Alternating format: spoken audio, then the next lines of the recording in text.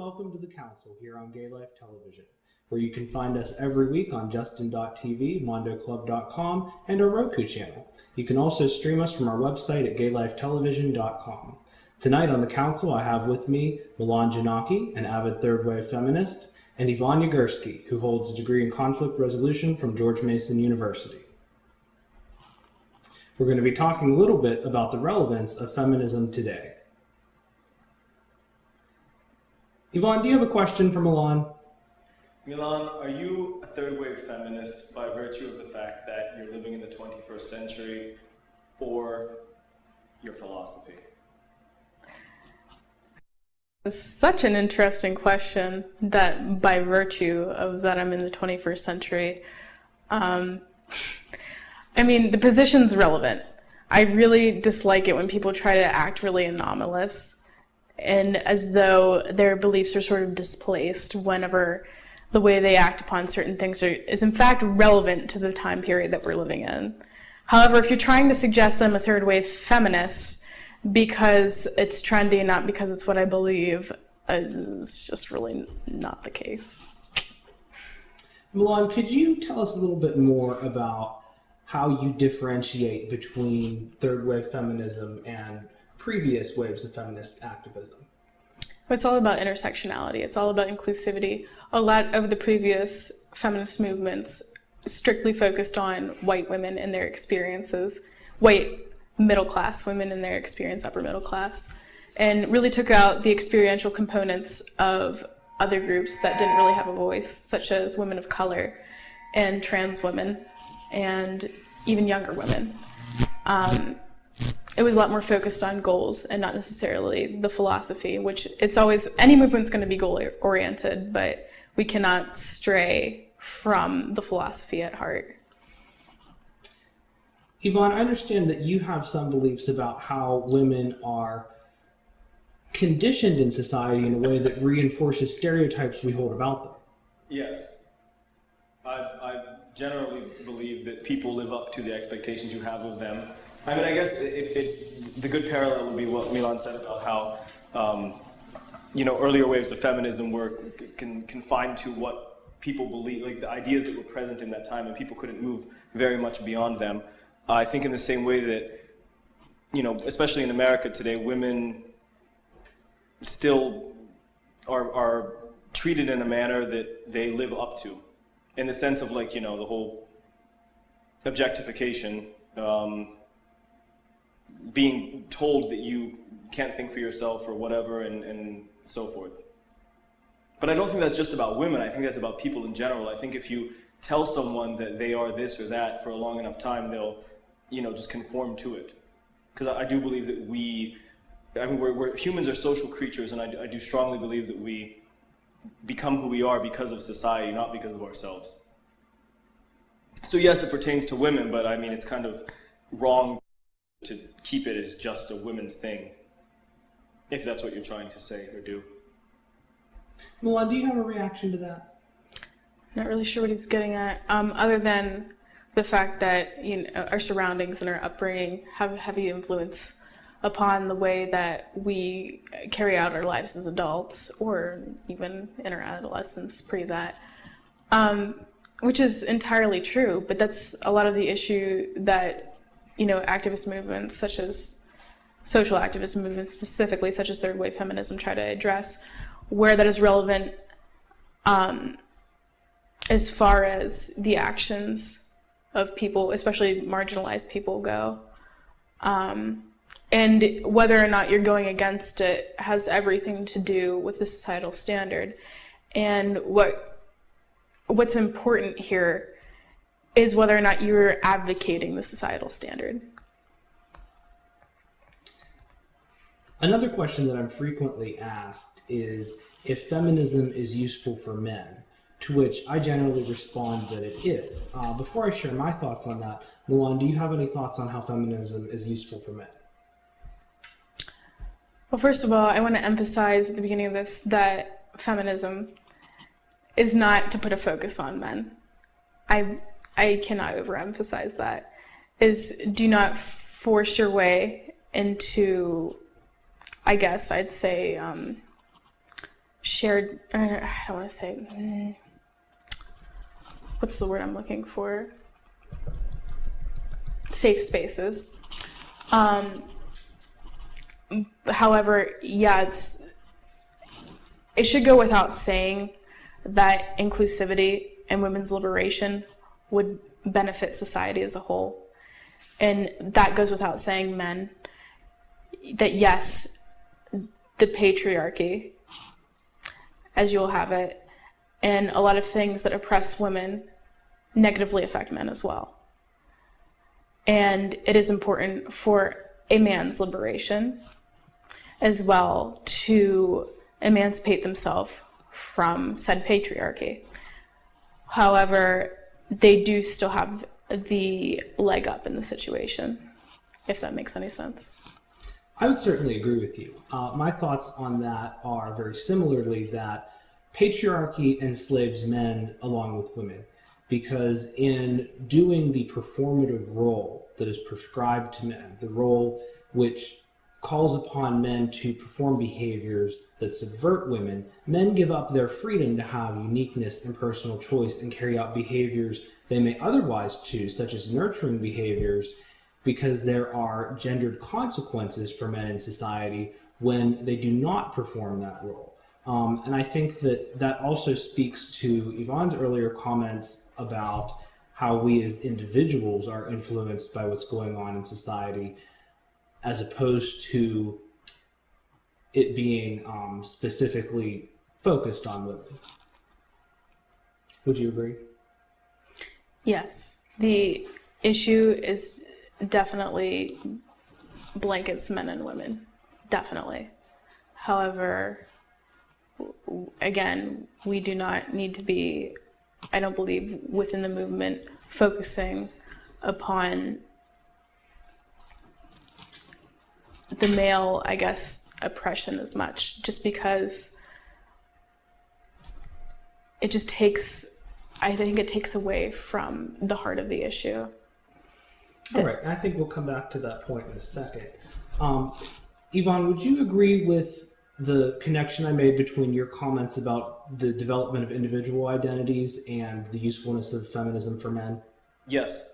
When she said, I mean, her point is valid 100%. The purpose of feminism, I think, is it's a women's studies thing, but its applications, I mean, 100% they benefit men. I just think about a lot of the men I know who attribute a lot of behaviors to being biologically female, when in fact they're simply just confusing what they were told, females do, and then because females were told that's what they do, they replicated it. So it's almost like we're all blindly following this script, and I think that critically examining these things help liberate all of us from these what I think are very contemporary cultural norms.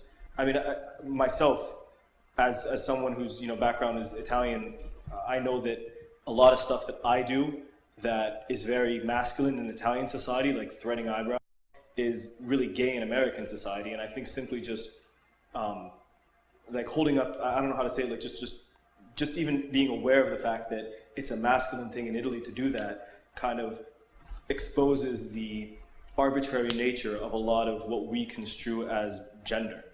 And in terms of men, I think I know a lot of men who, I treated this bitch this way, they'll say, like thinking that their peers will like reward them or something.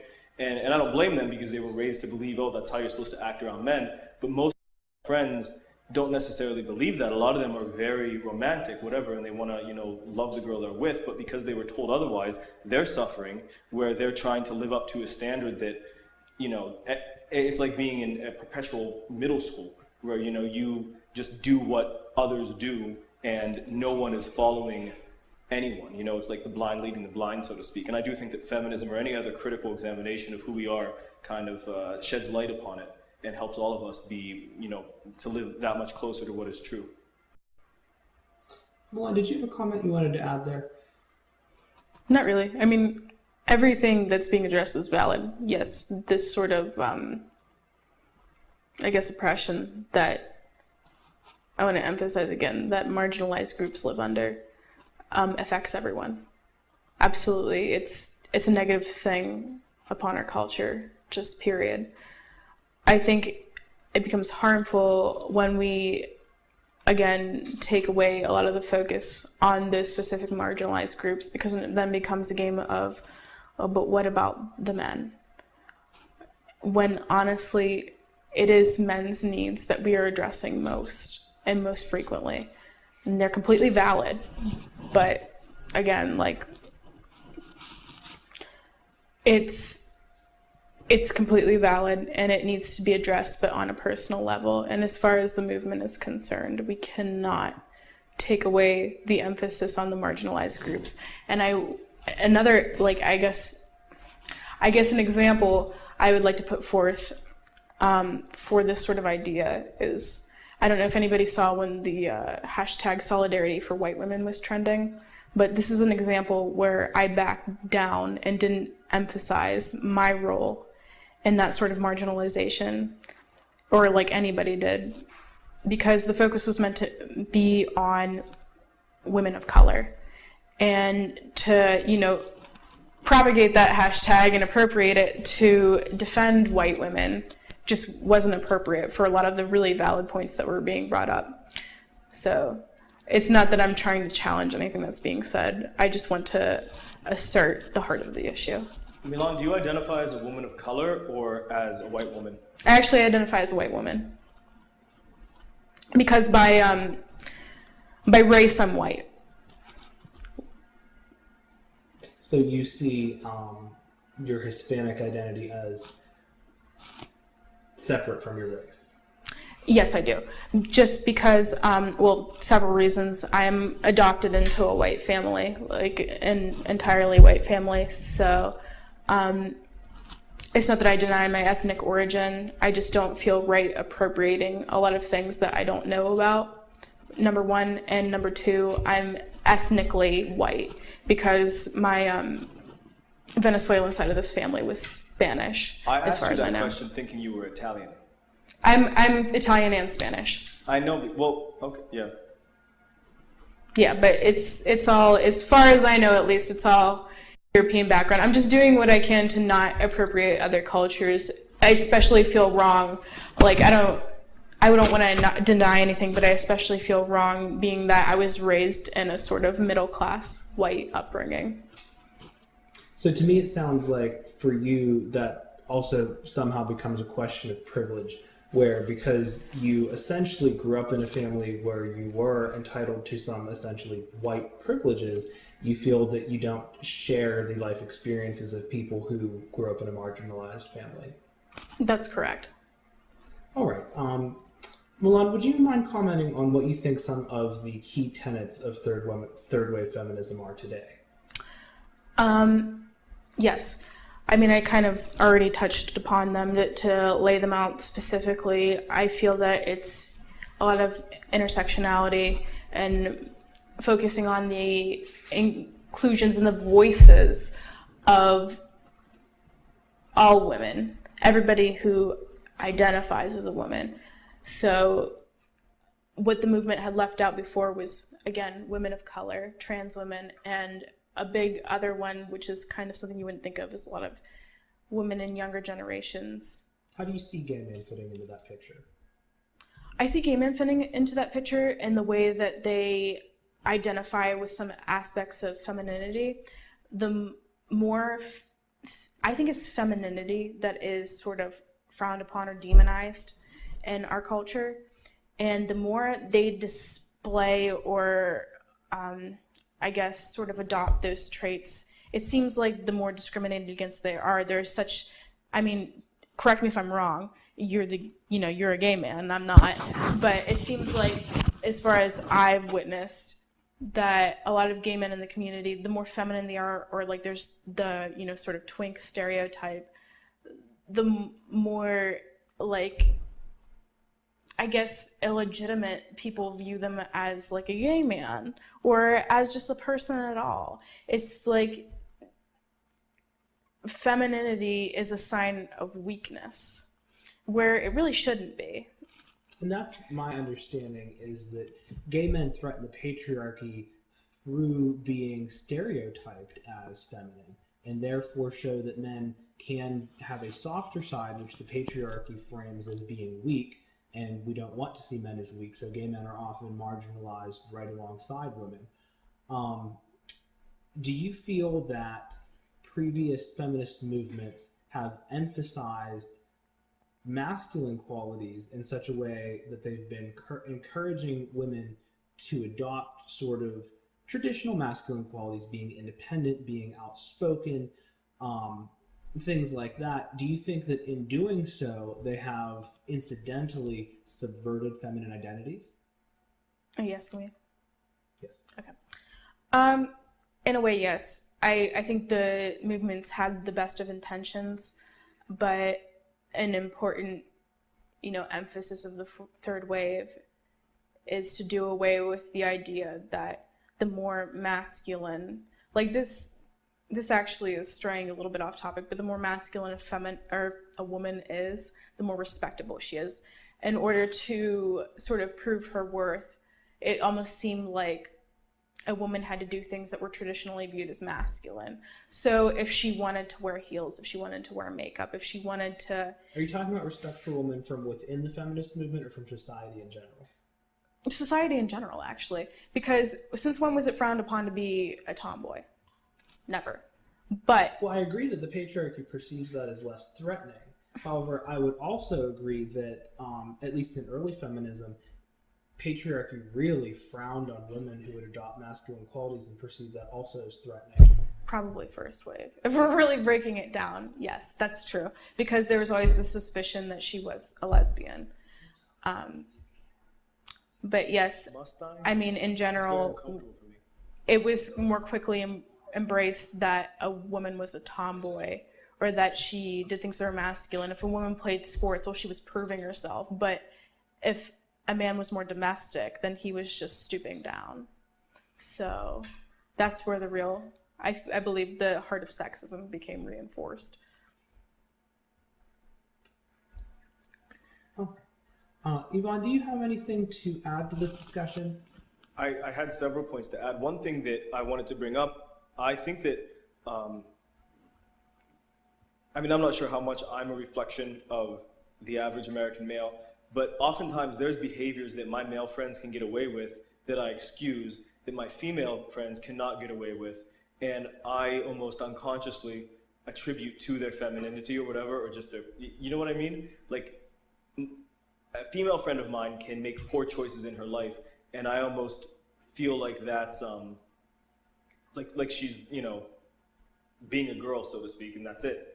A male friend of mine can do that stuff, and I don't wrap it up to his gender. I see, in much in the same way that I guess it's a human thing that we, like, racially it happens a lot. If a black person commits a crime, a lot of white people think, oh, they did it because they're black. But if a white person commits a crime, they think, oh, they did it because circumstances necessitated that it was done. Right. What you're highlighting is the sociological concept of the fact that when a minority group does something, whatever label society has placed upon them that makes them a minority is brought into play and emphasized and associated with whatever was done. However, when someone from a dominant group does that, their identity is not examined, and in essence, it allows the dominant group to continue to behave in a way that's unexamined, and that's how dominant groups maintain power. Well, correct, but individuals maintain power in the same manner. We look at stuff that other people do, and we see it as a reflection of their inherent self. When we look at stuff that we do, we see it as circumstantial. And very much groups that are, a person is a part of, they tend to see that as an extension of the self. So I'm not sure where just basic human cognition separates from anything else, anything beyond that. So that was one point. You brought up earlier how men during the first wave of feminism didn't like it when women adopted masculine qualities. And I wanted to ask you, like, at what point where's the cutoff line? Because I know that historically, if you go back even in like Anglo history, which I think us as modern day Americans, regardless of our ancestry, kind of feel that we inherit. At what point do you cut it off? Because I know that historically in England, even there were times when women's social roles were vastly different than, what they are today. I guess my overall point is that I feel like by talking about it in the way that we are, we're kind of perpetuating it. in a lot of ways, if that makes any sense. Could you clarify that? When you brought up how women adopting quote-unquote masculine tendencies in the first wave of feminism was seen negatively by men, one of those things I know that men railed against in America was giving women legal rights when it came to divorce. But I do know that in other human societies, separated, from years in time, women had rights to divorce. Like there's a lot of stuff that is very arbitrary that as we're talking about it here, we're acting as if it's like we're just not addressing the fact that it's all arbitrary. So rather than discuss it, I wonder the degree to which we should be formulating solutions. I guess my question would be then, what's your radical solution to this? Like, you mentioned femininity, David, and I wonder the degree to which you think that, I look at anybody, any male or female, who's passive, and I judge them harshly. I see them as weak-minded, and I don't like those people for the most part. Anybody who's aggressive, male or female, I just see them as somebody who is just being a smart human being who's going after what they need in life. Well, I think that aggression is tied a little bit into our American identity. Like if you think about the American Revolution, we had a revolution, the Canadians negotiated their way to independence, and as Americans, we still haven't learned how to function in that way. Just as well, I think that, when you talk about where do you draw the line, and when we look back at history and when we look at other societies, feminism is something of a product of modern Western society because it's a response to patriarchy, which can you exists define in feminism in its most basic sense? Because I'm still going by Lois Griffin's definition in that Family Guy episode when she said, if you're asking me, feminism is about choice, and I choose to be a housewife. So is that what we're working with here as feminism, is the women being able to choose for themselves rather than having to adopt a decision that's made for them? Milan, do you have a response to that? I certainly wasn't operating off of any animated sitcom definition of feminism, but not that I disagree with the sentiment. Doesn't mean that it's not valuable. Oh, it is, but it is. It's not something I necessarily disagree with, but that is not what I was operating off of. So what definition are we working with here? Well, I think that's exactly what we're talking about in terms of the tenets of third wave feminism. What distinguishes third wave feminism from previous waves of feminism, because I would say that, primarily we were talking about a woman's choice in terms of first wave feminism, suffrage, the idea that women should have the right to vote, and that was really offensive in society at the time. And as Milan had pointed out, that belief was mostly around the choices that middle-class white women were making. And so the definition of third wave feminism includes the fact that we begin to value all sorts of different identities that people have, sometimes intersections of identities. And we look at how, for instance, during second wave feminism, which happened concurrently with the civil rights movement, a lot of women of color felt that they had to choose between their identity as a person of color and as a woman and sort of support one movement or the other. And in that way, they were sometimes separated from feminism and perhaps even maligned through the negligence of second wave feminism. Would you agree with that, Milan? I mean, obviously I wasn't alive then, but I mean... Okay, Meghan McCain. Not sure what that had to do with anything, but I mean, Meghan I don't feel right She appropriate. wasn't alive during the Falklands War, and therefore she shouldn't know anything about it. No, it's not that I shouldn't know anything about it. It's that I can't appropriate who were alive at that time. I can't speak for them, and that's what I am trying to emphasize there. But yeah, I think again, just the whole idea of the tenets of third wave feminism, just bringing in like other groups, like there should never been that separation to begin with. I mean, as far as you shouldn't have to choose between the civil rights movement and the women's rights movement.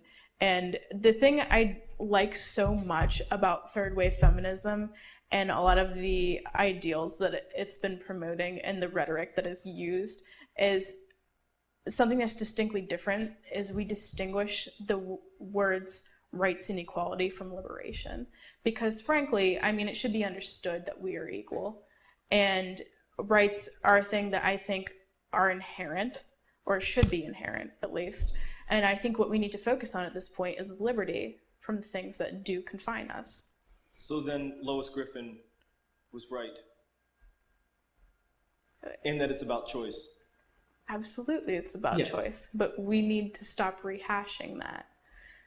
It's still about choice, but I was looking for clarification. Don't read anything I'm saying as anything combative, because for the most part, I'm simply trying to gain some understanding about the subject matter at hand.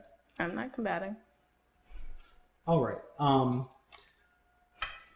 Milan, I've heard you emphasize the point that, when we talk about men, or when we talk about men's relevance to feminism, that we are emphasizing men and perhaps detracting from the message of feminism, yet at the same time we're also trying to examine equality. Do you feel that, for one, the accusation that third wave feminists are more separatist than previous waves of feminism is true, in terms of, granted, this is the wave of feminism that brought about sort of your militaristic, bra-burning feminists who believe women should live in communes and not associate with men, but just as well as the feminist theorists who believe in things like Her Story, which is a retelling of history from a women's perspective. What was the question again? Do you feel that third wave feminism is separatist in that way, or validates that stereotype about it? No, I can understand why it's perceived that way, because we're still operating from the standpoint that, women have something to prove, and that that masculinity in men and everything that they have built is the baseline standard. So when women appear to be separatists, all they're trying to do is be like, hey, attention's over here. Like, we need to stop. It should come as a consequence of the focus upon the oppression of marginalized groups that men are thus liberated. It shouldn't be the focus of the movement, because there is no, we address those issues, but we address them as, again, consequent of the patriarchy, which is sort of, I guess you would say, the offensive line in this.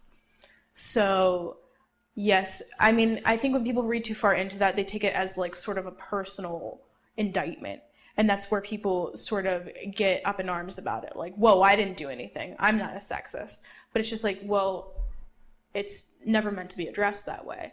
And if you are taking it that personally, then maybe you do have some values to examine. Yvonne, do you have any reaction to the notion that feminism is a separatist movement? The only thing that I felt a reaction to was when she was mentioning that she can't speak on behalf of others. Is that what you mean by separatist movement? Is that isolation, that reluctance to create the experience of another, as she put it? Well, I'm talking about the social stereotype which is held that feminists need to invalidate or malign or ignore men in order to make themselves heard.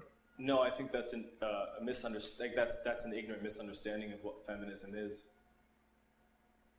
And just to clarify, when I said that I can't speak for necessarily other people, I was specifically talking of women of color. I wasn't talking about all women. And I, hope to speak for many women, especially in this movement, since I do align myself with this movement. But I can't speak on behalf of the experience of women of color who lived 50 plus years before I did, because it's a very different experience.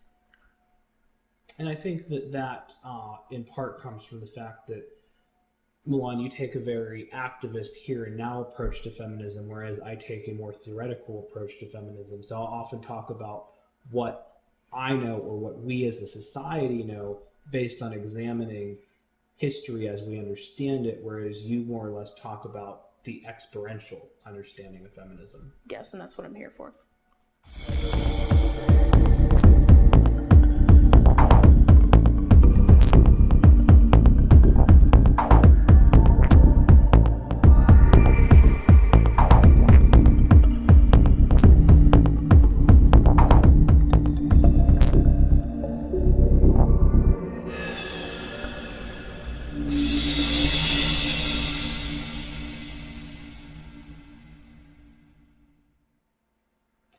Welcome back to the council here on Gay Life Television. I'd like to thank all of our viewers on Roku, Justin.tv, and MondoClub.com for returning here to view this episode with us. So today we've been talking about feminism and its relevance in society today. And for the remainder of the episode, I'd like to focus a little bit on an article I read recently from Creators.com by Laura Chavez, which was also featured in this past Wednesday's edition of the Newcastle News. And the question Laura Chavez asks is, being transgender sort of Brian Manning's next crusade. So Brian Manning being the military personnel who leaked what was classified information and is now doing some time in prison for that, and has recently identified as Chelsea Manning, as he's come out as trans, should I say she now. And Laura Chavez takes this approach to it, kind of asking the question, does Brian or Chelsea Manning deserve special treatment in prison? Would either of you like to take that first? Didn't Yvonne say it was an opinion? Yvonne? Oh, sorry. I think that this is a perfect example of what I was talking about earlier, how people can only go so far beyond what they were socialized to be. I think that if we sat down and we looked at, how relevant is this? I'm sure that the people who agree with that article are majority 60 years old and above.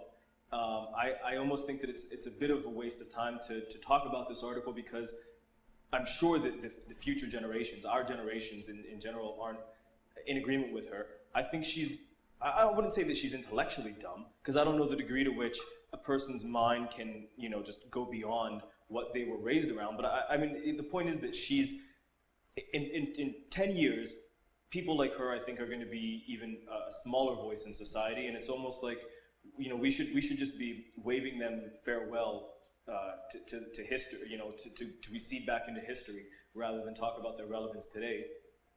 I think the points that she made are valid for her generation, but beyond that, I mean, there's I no have relevance. to say that I disagree with you to an extent. Milan, did you have something you were going to chime in there? What do you mean be to our generation, but beyond that? I mean, that's pretty relevant.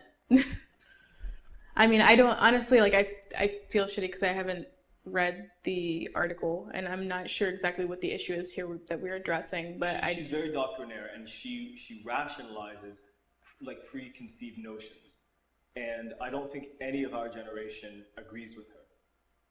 I mean, not any, you know what I mean. There are people, but I think the majority, I think that it's very innocuous for our generation. I think as time goes by, very soon. Well, that's where I disagree with you. I think that there are people today who are still not necessarily educated about these issues, and that our generation who believe as she does. What was that? You think there's a relevant portion of our generation who believes as she does? I do. In fact, I think that if there's any portion of our generation that believes as she does, or her generation for that matter, I mean, they're still here, they're still voting, and probably voting in larger numbers than our generation is, and in that way setting social policy and our official attitude towards these issues.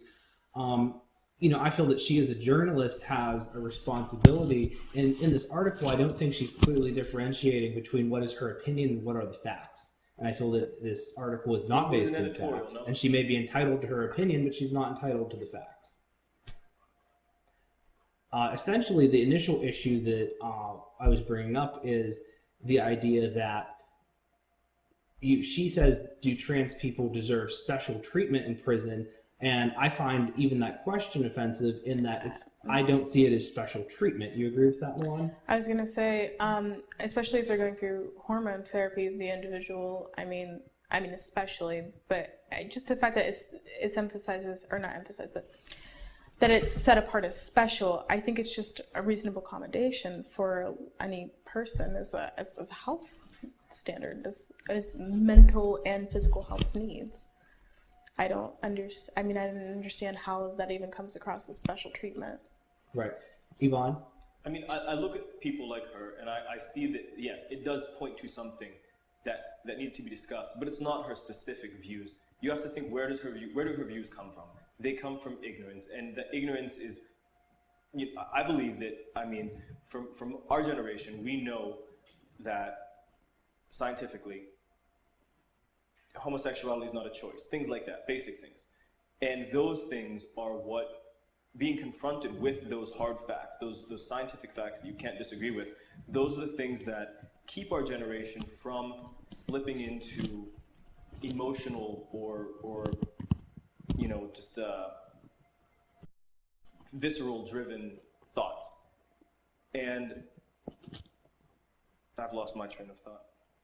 Well, while I would agree that I think as a society we have become more educated, and I think that our generation has certainly made strides for understanding, I don't know that we necessarily understand all of the facts behind why we even form our beliefs of understanding. I think that there's people today who still wrestle with the fact that sexuality is not a choice, even if they choose to be of the opinion that it doesn't matter or that it shouldn't be discriminated against, they still aren't educated to that fact. And I mean, just personally, it offends me that someone who is in the media would take such an uneducated approach and essentially spread misinformation, what we would understand today as misinformation. I mean, this is typical of American media. American media shouldn't even be discussed as American media sucks. It's not hard. It's not factual. It's infotainment. It's profit driven.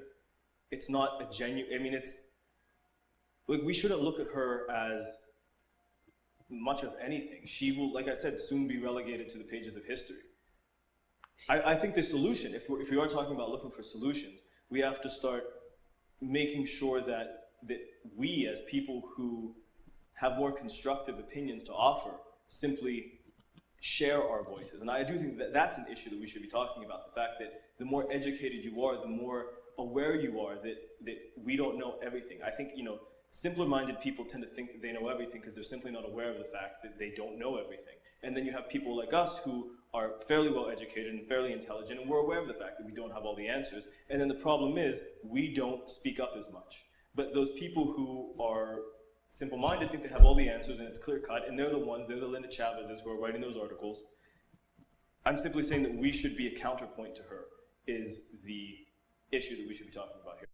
Certainly the goal of the council, and that's what I hope to do here, is serve a genuine public discourse. Luan, did you have something to say? Oh, I just wanted to point out that in the beginning I wasn't aware that we were talking about the author of this article and not the trans woman in question.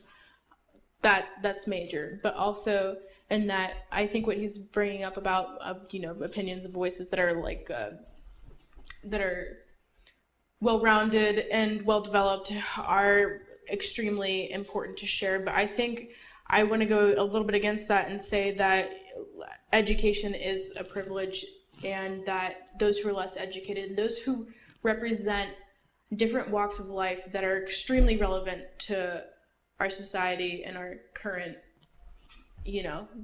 culture, it's equally as important for them to be heard, if not more. Let me clarify by saying that when I say uneducated, I don't mean someone who hasn't gone through the 4-year education system. I mean, my grandmother didn't have a high school. She didn't even go to school, I don't think, in Italy, and she's one of the smartest people ever.